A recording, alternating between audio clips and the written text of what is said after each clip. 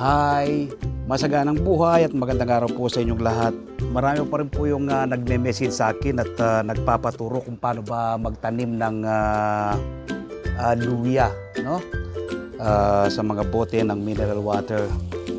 So ako po, hindi po ako bumibili ng luya sa market eh. Sa halip ay tuwing kailangan ko po ng luya, ma-harvest lang po ako dito sa aking mga tanim. Self-watering po ito, no? Kita po ninyo yung ating mga tanim na luya, no? Meron po akong luya na ginagamit pang kusina, meron na akong herbal na luya, yung luyang dilaw. So ito po nasa likurang bahagi ay luyang dilaw. Ano po ito? Self-watering po yung pamamaraan. Makikita po ninyo, may tubig po yung ilalim na bahagi. Yan. So kahit plant and forget siya, no? Kapag tinanim mo, halos hindi po siya inaalagaan. Kapag naitanim mo na pong ganyan, antayin mo na lamang, no? Na magkaroon ng laman. So ibabahagi ko ngayon sa mga una ko na pong na-share ito sa aking YouTube channel, sa aking Facebook page, Facebook profile ang pagtatanim ng luya. Pero marami pa rin po nagtatanong sa akin, paano daw ba magtanim ng luya? So ito po, no?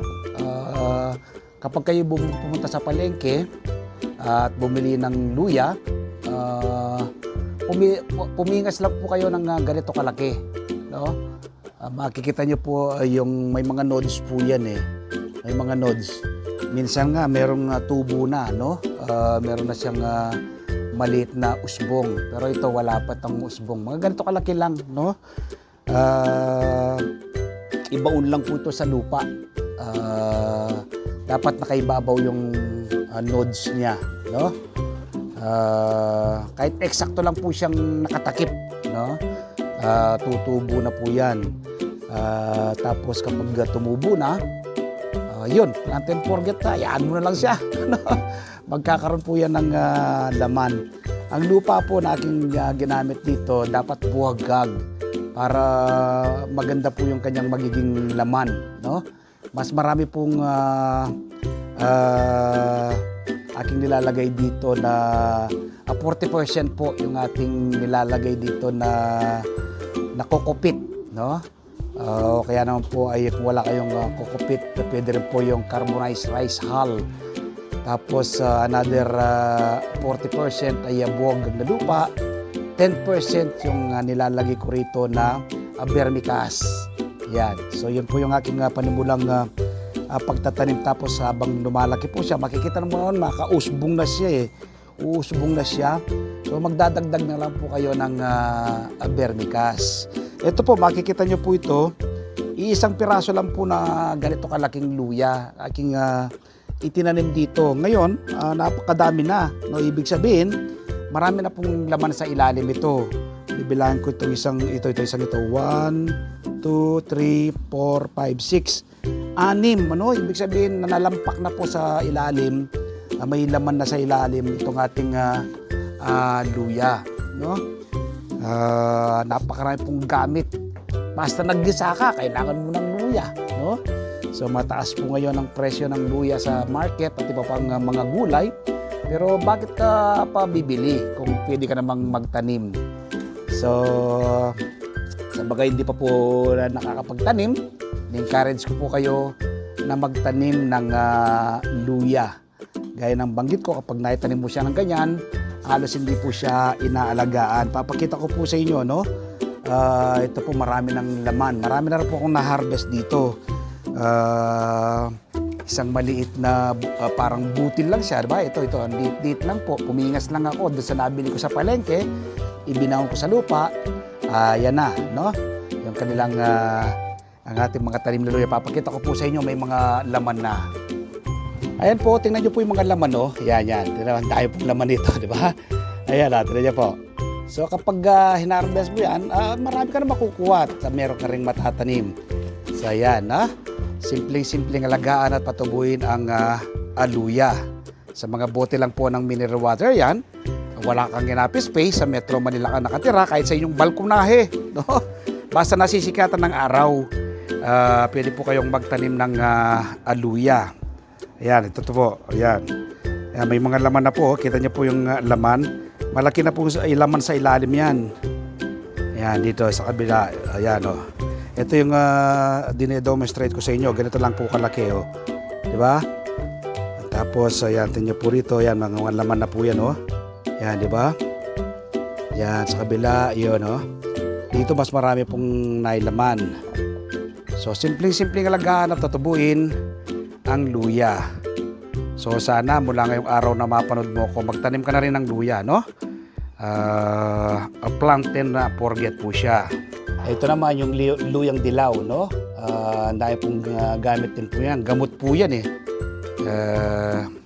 Yan, luyang dilaw naman yan. Magkatalikuran sila ng aking tanim na regular na luya. Ito yung luyang dilaw. Ito naman po yung luyang gamit sa ating kusina. Yan po, no? So, magtanim din po kayo ng luya. So, naway nakapag-ambag na naman ako, nakapag-share na naman ako ng panibagong impormasyon at kaalaman kaugnay po ng pagtatanim ng luya. Bakit ka pa bibili kung pwede ka namang magtanim, no? At bukod po sa luya, magtanim din po kayo ng mga fruit-bearing trees, mga green leafy vegetables. Nang sa ganon, hindi po kayo maapektuhan ng mataas na presyo sa merkado. Siyempre, malaking katipiran. Ano? Una, makakatipid ka. Pangalawa, masustansyang pagsasaluhan ng buong pamilya. At pangatlo, makakatulong ka sa pagpreserba sa ating inang kalikasan. Oh? So, sana nakapag-share ako ng panibagong kaalaman at impormasyon ngayong araw na ito kaugnay po ng pagtatanim ng luya. Milyon-milyon po ngayon ang nagugutom. Maraming kabataan ang dumaranas ng malnutrisyon. Ito po ang aking nakikitang solusyon. Ang pagtatanim ng ating sariling pagkain tulad po ng luya. Invite ko po kayo every Sunday. Panoorin po niyo ang aking TV show, Masaganang Buhay. Ano? Ma-inspire po kayo sa mga tao na fini-feature ko na successful sa pagtatanim ng iba't ibang uri ng halaman. Ma-educate po kayo at ma-motivate sa pagtatanim dahil sila mga all walks of life, ano? Mga professionals, makita mo yung mga plantito-plantita sa mga exclusive subdivision, napakayayaman po nila, no? Pero nagtatanim po sila ng kanilang sariling pagkain. This coming Sunday, ang aking guest po ay ang napakagandang community garden sa barangay Wakwak, no?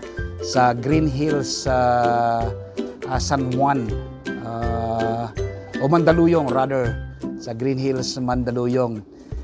Sila po yung aking guest.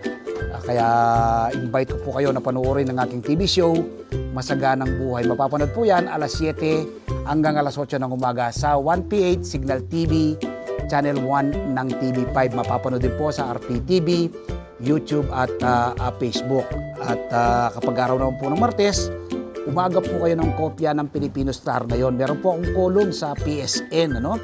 Isinusulat ko po sa aking column ang iba't ibang do-it-yourself tips at iba pang sikreto sa pagsasaka sa Facebook page, Facebook profile, TikTok. Nagbabahagi rin po tayo ng kaalaman. At siyempre, yung hindi pa po nakasubscribe sa aking YouTube channel, ang Magsak Reporter, mag-subscribe na po kayo. Ano?